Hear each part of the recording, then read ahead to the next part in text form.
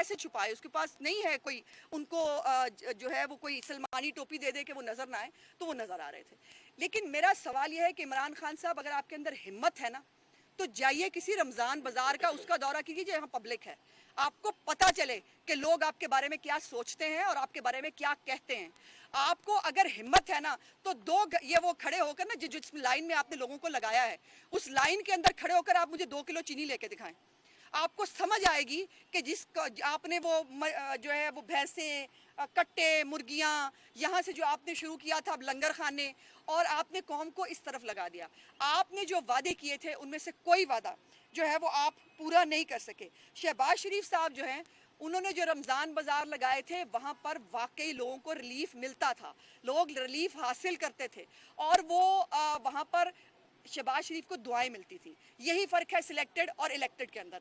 Selected को गालियाँ पड़ती हैं, इलेक्टेड को दुआएं मिलती थी।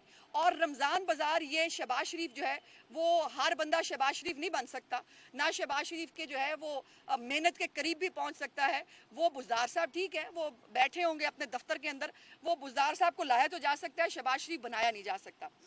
तीसरी जो इंपॉर्टेंट बात है जो मैंने आपको करनी है, ये तब्दीली आपको अब 3 साल हो गए इस तब्दीली को आए हुए, और 3 साल बहुत होते हैं। अभी भी ये फीते काट रहे हैं और हमारी तख्तियों पर तख्तियां लगा रहे हैं। 3 साल में वैसे नेचुरली देखा जाए तो बच्चा भी पैदा हो तो 3 साल में चलना शुरू कर देता है।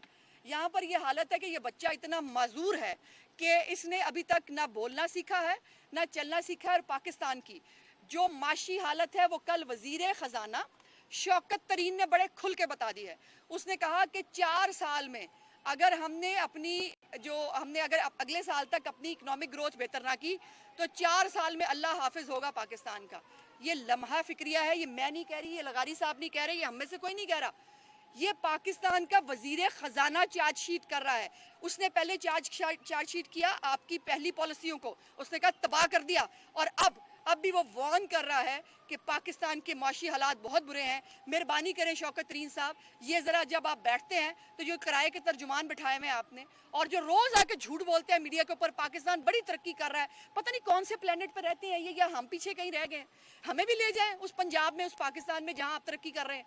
और पाकिस्तान की आवाम की हालत यह है कि वैक्सीन जो है, आप इस वक्त पाकिस्तान को बंद कर रहे हैं। पाकिस्तान के अंदर SOPs, जो हुकूमत SOPs पे इम्प्लीमेंट नहीं करा सकती, उस हुकूमत की गुड गवर्नेंस पे क्या बात करूं। जो हुकूमत अवाम को कन्विंस नहीं कर सकती, डेंगू आया था आपको याद होगा, शहबाज शरीफ ने वॉर फुटिंग्स के ऊपर डेंगू पर काम करके उसको ख़त्म करके दिखाया था। और यहाँ ये हालत है कि आप एक मास्क है, ये जो हमने पहने हुए हैं, ये मास्क नहीं पहनवा सकते आप आम लोगों को। लोग आपकी बात सुनने को, आपको सीरियस नहीं लेते, आपको देखने के लिए तैयार नहीं है। दूसरी तरफ वैक्सीन की हालत ये है कि पूरी दुनिया ने ऑर्डर्स टाइमली कर लिए, उनको ऑर्डर्स मिल रहे हैं। पाकिस्तान सोया रहा, उसको ये था खैरात में, ज़कात में जो मिल जाएगी बस ठीक है, उससे गुजारा कर लेंगे।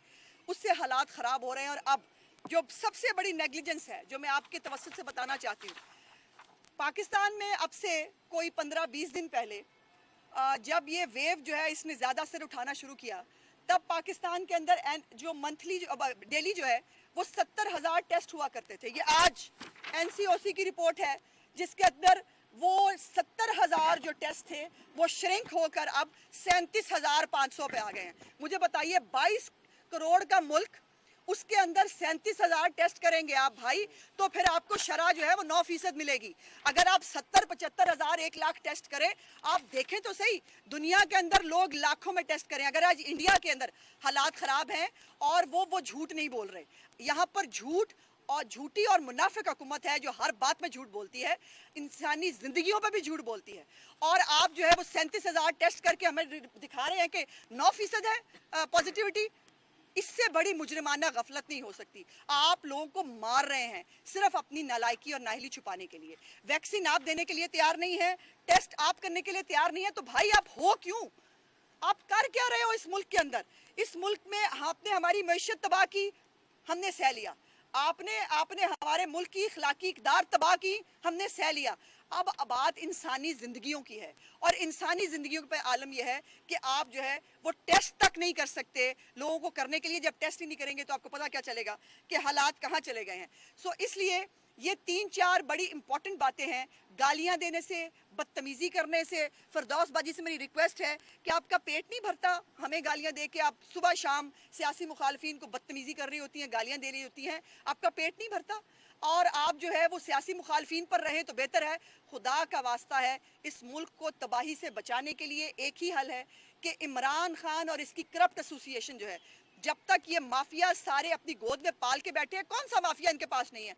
अभी मैंने बुज़दार साहब का सुबह एक स्टेटमेंट देखा, उन्होंने कहा हमारे दौरे हुकूमत में तो कोई स्कैंडल नहीं आया। मतलब वाकई बुज़दार साहब आप सेंसेस में हैं। आपके दौरे हुकूमत में आप पे शराब लाइसेंस पे आपको 2 दफा बुलाया गया, उसके बाद किसी ने नहीं पूछा आपको। आटा जो स्कैम है उसके अंदर रिपोर्ट्स मौजूद हैं जो वजीर आजम को भी मिली, उसके अंदर आपका नाम मौजूद है कि आपने अपनी मर्जी के खुराक के अफसर लगाए, वो शफल किया और उसके बाद ये आटे का स्कैम हुआ। चीनी के स्कैम में मेरे प्यारे बुज़दार साहब आपने अरबों रुपए की सब्सिडी वर्बल ऑर्डर्स पे दी और उस सब्सिडी के ऊपर बात नहीं हो रही। उस सब्सिडी वो जो केस हुआ, जो कमीशन की रिपोर्ट है, उसके ऊपर कोई एक्शन नहीं हो रहा और वो कह रहे हैं, और आपके तो बहुत सारे फ्रंट मैनों के नाम भी आ रहे हैं। आपके तो वो फुफा जो हैं उनको भी नौकरी लग गई, आपके एक और रिश्तेदार हैं उनकी भी नौकरियां लग गई।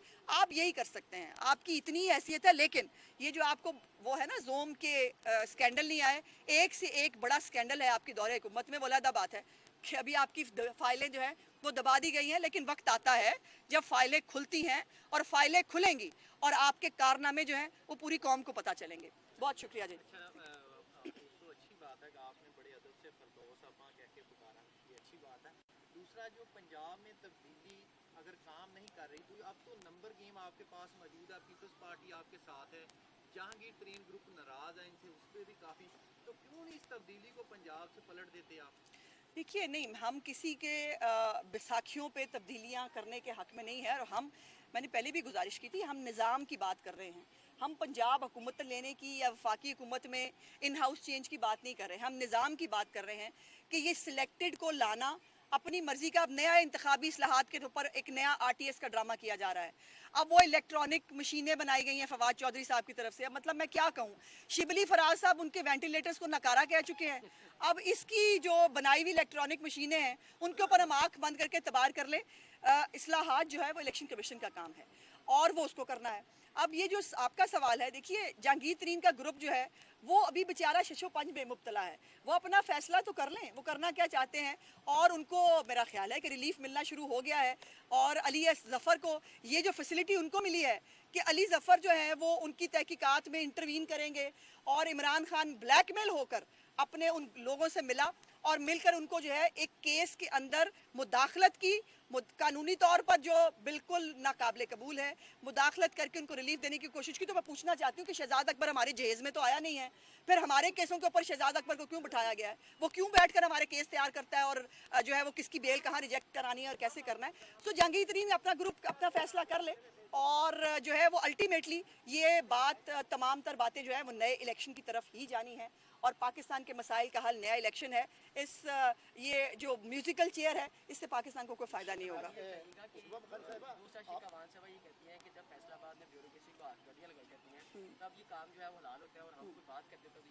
क्यों लगाई गई थी? नहीं, क्यों लगाई गई थी? हथकड़ियां लगाना किसी गलत काम के ऊपर और सरेआम एक औरत को भरे बाजार में जलील करना, ये दो मुख्तलिफ चीजें हैं। आपको वो बिल्कुल, और आप अगर आप देखिए कि शहबाज शरीफ जब वो जैनब वाले केस के अंदर वो गए और वो गरीब औरतों के पास जाया करते थे, फिर जो काम करता था उसको सलूट भी करते थे। मरियम नवाज साहिबा जो है उन्होंने भी सलूट किया जब अपनी जो है वो पेशी के ऊपर, जब वो शहबाज गिल साहब ने, मैंने देखा एक ट्वीट की, जब वो बेचारी एक पुलिस अफसर ने पेन उठा के दिया, उसको इतना बड़ा तमाशा बनाया इन्होंने। और हम सब काबिल अफसरान को सल्यूट करते हैं। शहबाज शरीफ साहब अपने दौर में इन्हीं ब्यूरोक्रेट्स के साथ तो काम करते रहे भाई, इन्हीं ब्यूरोक्रेट्स के साथ शहबाज शरीफ के पंजाब ने तरक्की की थी। आज यही ब्यूरोक्रेट्स हैं, फर्क ये है कि ऊपर एक नलायक है, उसके नीचे एक छोटा नलायक है और आगे सारी नलायकों की टोली है, उससे काम नहीं होता। गुजारिश ये है कि आपने हुकूमत के अंदर बहरान साबित किया है, क्या आप समझती हैं कि इस बहरान में हुकूमत बजट पास करा लेगी? ये तो इनका मसला है, करें कराएं जो मर्जी करें, हम तो तमाशा देखेंगे जी, हमारा अभी तमाशा देखने का टाइम है। और जो इनके हालात हैं, मुझे लगता नहीं है कि ये इतनी आसानी से बजट पास कराएंगे, लेकिन अगर कंटेनर्स में अपने एमपीएस एमएनएस को बंद कर लिया जाए, उनके घर वालों को हस्बे बेजा में रख लें, उनको टेलीफोन किए जाए, तो फिर सारे बेचारे मजबूर हो जाते हैं। अच्छा ये बताएं कि पीपल्स पार्टी तो आपके साथ कराची में हाथ कर गई है, तो पहले तो आपके साथ बड़ा इत्तेहाद था, हुआ क्या है, कहानी क्या है? नहीं, कोई बात नहीं। हम दो वफाकी और सूबाई हुकूमतों के खिलाफ इलेक्शन लड़े थे, और अफसोस की बात यह है कि पीपल्स पार्टी भी पीटीआई से मुख्तलिफ नहीं निकली। अभी जो फैक्ट्स हमने इलेक्शन कमीशन के अंदर जमा कराए हैं, जिसके अंदर 167 आउट ऑफ 296 जो पोलिंग स्टेशंस हैं, उसमें फॉर्म 45 पर जो है वो पोलिंग एजेंट्स के साइन ही नहीं है। मुझे ये बताएं, जिन फॉर्म 45 के ऊपर पोलिंग एजेंट्स के साइन ही ना हो, वो क्या फॉर्म 45 होता है? 30 हमें ऐसे पोलिंग स्टेशंस हैं जहां पर हमारे जो पोलिंग एजेंट्स हैं उनको फॉर्म 45 दिया ही नहीं गया। और जो आखिरी बड़ी इंटरेस्टिंग बात है, फॉर्म 46 जिसके अंदर रिकॉर्ड होता है कि कितने बैलेट पेपर यूज हुए और कितनी जो है वो बैलेट पेपर की जो ट्रैकिंग है वो की जा सकती है, वो फॉर्म 46 इलेक्शन कमीशन ने जारी नहीं किया। हमें नहीं पता कि कितने बैलेट पेपर जारी हुए, और वो बैलेट पेपर ज़ाहिर है जो जितने जारी होते हैं उसके हिसाब से आप देखते हैं कि किसको कितने वोट पड़े। तो इतनी बड़ी इंतखाबी धांधली, और उसके बावजूद जो है वो पीपल्स पार्टी मैं ना मानूं और एक ढिठाई किसी कैफियत में है। कोई बात नहीं, हमें फ़र्क नहीं पड़ता, लेकिन एक अच्छी बात यह है कि खुल के सामने आ गए और आवाम ने इनकी जमहूरियत का असल चेहरा देख लिया। पंजाब में जिले इलेक्शन होने जा रहे जी, हैं, उसमें आपकी क्या तैयारी है? और दूसरा, पीपल्स पार्टी क्या आपको सपोर्ट करेगी? क्योंकि इससे पहले तो बात हुई थी। कमाल है, पंजाब में पीपल्स पार्टी हमें सपोर्ट करेगी, वो भी खुशाब में। मतलब आप मजाक की बातें करते हैं भाई। खुशाब में अल्लाह का करम है, मैं बड़ा बोल नहीं बोलती, लेकिन वन साइडेड इलेक्शन है। एक तो वारिस कल्लू साहब की खुद की पर्सनैलिटी, उनकी खिदमत जो उन्होंने की थी अपने हलके के अंदर, वो बहुत बड़ा एसेट है हमारे लिए। और उसके बाद जो इस वक्त मौज़म कल्लू ने यंगस्टर है, पढ़ा लिखा है, उसने बहुत अच्छी कैंपेन की है, और बहुत सारे लोग इनके पीटीआई के बहुत सारे लोग, मेरे पास लंबी लिस्ट है जो हमें रोज़ आती रहती है, मुख्तलिफ बरादरियाँ हैं जो पीटीआई से नाराज़ होकर इस वक्त उन्होंने पीएमएलएन की हमायत का ऐलान किया है। सो इंशाल्लाह मैं कल एक वन साइडेड इलेक्शन देख रही हूँ, और मौज़म कल्लू साहब भारी अक्सरियत से कामयाब होंगे। बहुत शुक्रिया जी। Madam madam madam